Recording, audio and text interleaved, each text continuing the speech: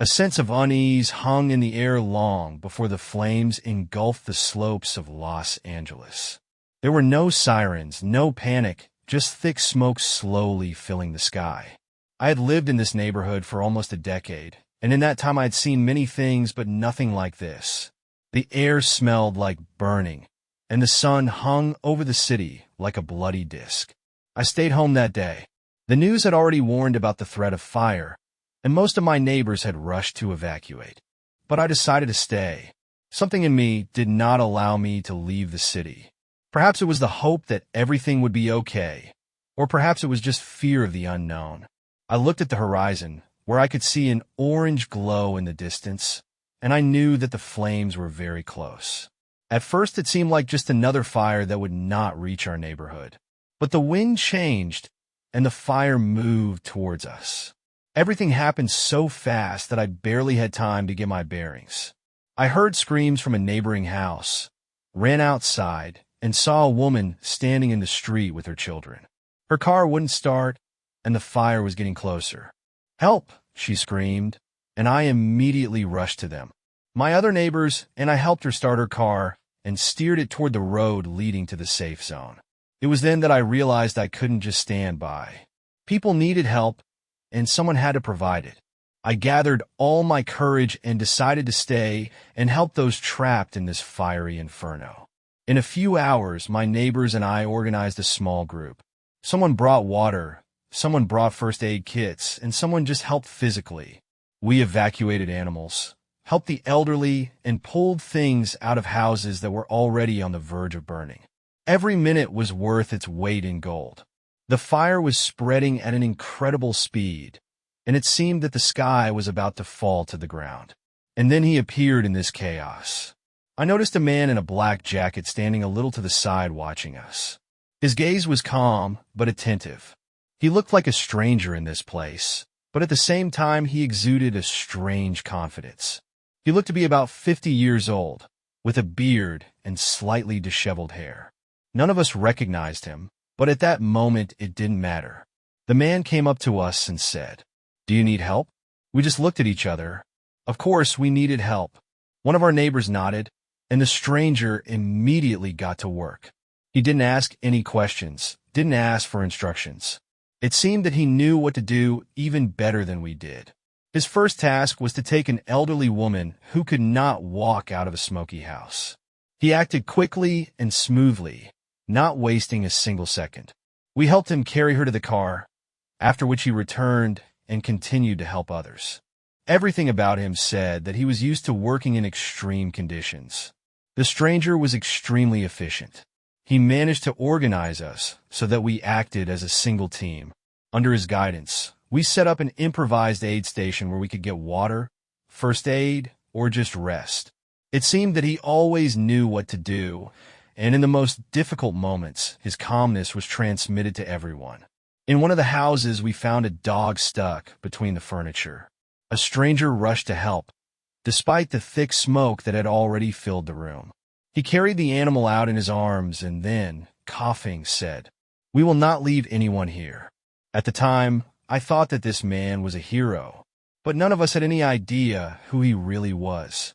His presence inspired us, and I began to notice how people who had been scared an hour ago were now working with new energy. He changed everything without even saying his name. As we continued to deal with the aftermath of the fire, the stranger stayed by our side. His strength and calmness gave us the hope we needed. And when the sun began to set over the horizon, I realized that I would remember this day forever, as the day when ordinary people became heroes, and a stranger showed us that kindness and courage can change everything.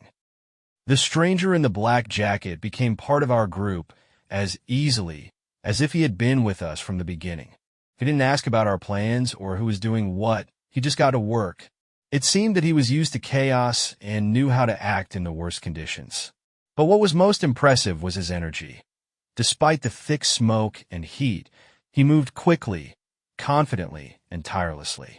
When we pulled an elderly woman out of a burning house, the stranger suggested that we make a plan because the flames were spreading too fast.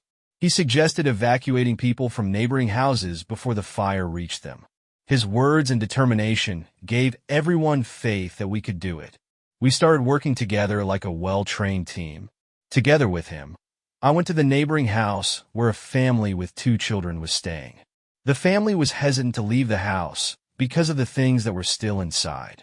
The stranger seemed to understand their hesitation, but with his determination, he convinced them that life was more important than anything else.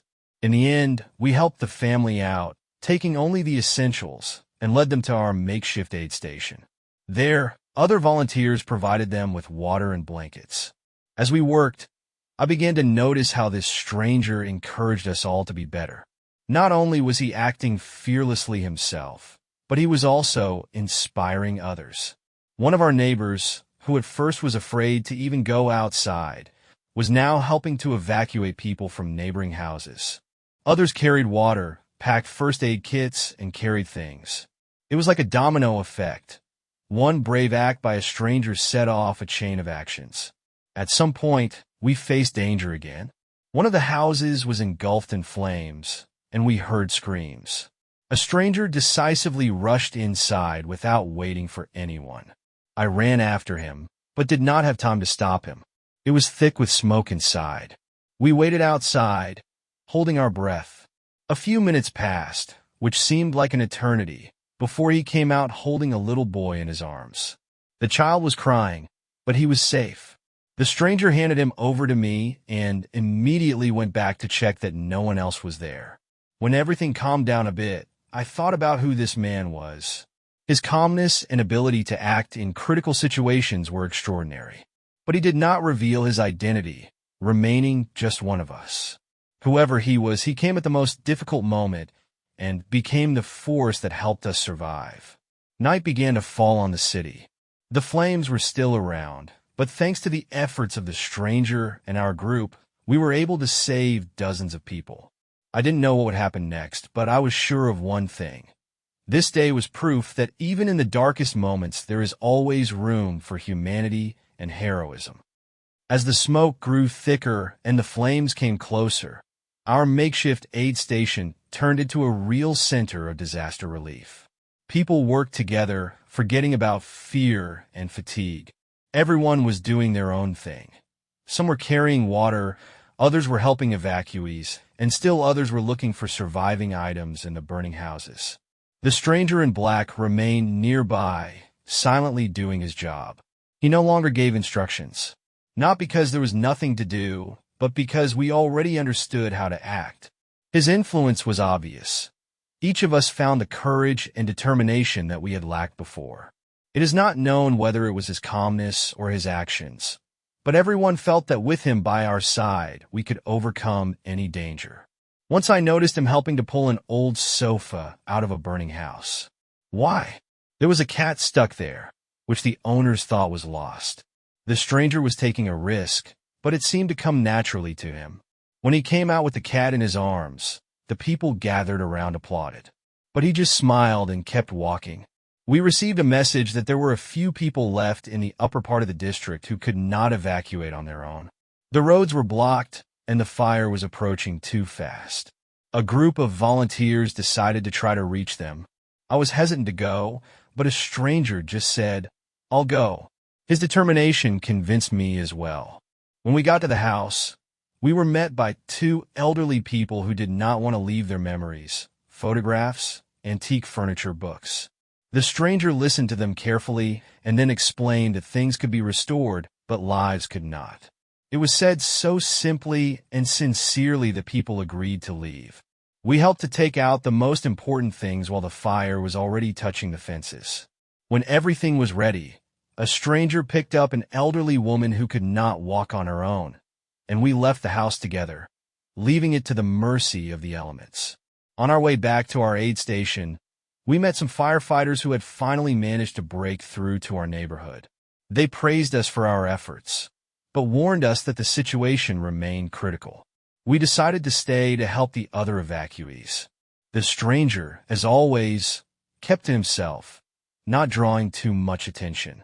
He was not looking for gratitude or praise, but his presence was an integral part of our struggle. Every person we saved was a testament to his dedication and courage. The night grew darker and darker, and the flames did not stop. But thanks to our joint efforts, we were still holding on. Someone brought a thermos of coffee. Someone found extra blankets. We worked, supporting each other, knowing that there were people next to us who were ready to give up everything to save others. The flames almost engulfed the entire neighborhood. The smoke was so thick that it was hard to breathe even through the makeshift masks. The fire was moving towards the last few houses, and time was of the essence. We realized that we could not wait any longer. We had to act quickly. Firefighters asked us to leave the area as the risk had become deadly. But in one of the houses we hadn't yet managed to get around, someone remained. We could hear a dog barking and screams that disappeared in the roar of the flames. A stranger in a black jacket rushed to the door of the house, which was already on fire, without hesitation. We tried to stop him, but he just said, "All lives are important. I'll be back." I tried to follow him, but the smoke and heat were unbearable. We waited outside, hoping he would manage to get out. Minutes passed that seemed like an eternity before his figure reappeared in the doorway. He was carrying a little girl in his arms, and a dog was running beside him. The girl was scared but unharmed. When he handed her over to us, it was clear that he could hardly stand on his feet. Smoke intoxication and exhaustion had taken their toll. We sat him down on the ground, trying to give him water and fresh air. But he just looked at us and whispered, "Check if there is no one else left." This moment was a turning point. Firefighters finally managed to put out the fire in the area, and our group breathed a sigh of relief. But the question remained in everyone's mind. Who was this man? His bravery and selflessness were exceptional, but he did not seek fame or recognition. When I asked him why he went into the burning building, knowing the danger, he answered simply, "If I hadn't tried, I would never have forgiven myself." Later that evening, when the danger had receded, we gathered at the aid station to rest. The stranger sat aside, refusing any compliments or praise. He just watched in silence as people hugged each other, thanked each other, and shared stories. One of the firefighters came up to him and said something I didn't hear. But I saw the fireman squeeze his hand with a look of respect on his face. The stranger just nodded and turned back to us. It felt like he was getting ready to leave, but we all realized that his role in this story was not over yet. The night went on, but with each passing hour, we were getting closer to defeating the fire. Thanks to people like this man, we once again believe that even in the darkest of times, light can be found. He was not just a stranger. He was an example of how humanity can change even the most dire circumstances. When the fire was finally extinguished, we could all finally catch our breath. The neighborhood looked devastated. Burnt trees, destroyed houses, and the air filled with the smell of ash.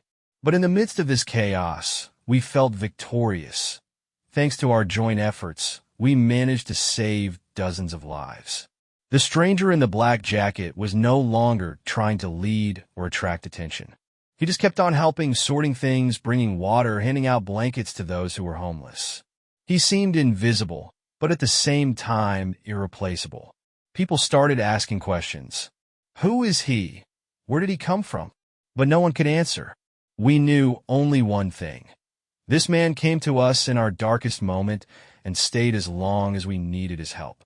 When the rescue services had finished their work and it became clear that our group of volunteers could finally leave, the stranger came up to me. He silently shook my hand, and I could see gratitude in his eyes. I wanted to ask him his name, but instead I said, "Thank you for being with us." He smiled and replied, "I was only doing what I could. All of you are real heroes." With that, he left, disappearing into the crowd as he had come.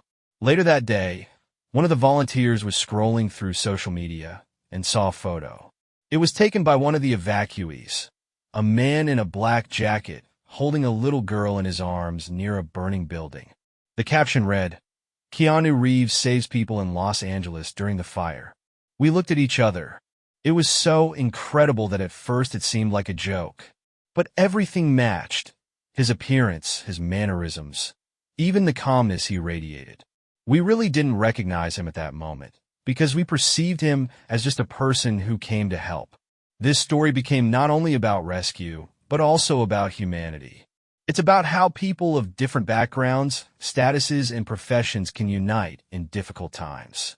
And although we knew that someone famous joined us, it did not change the essence of what happened. Keanu Reeves remained for us not only a movie hero, but also an example of true humanity. He left without waiting for recognition, leaving us with the idea that each of us can be a hero to others.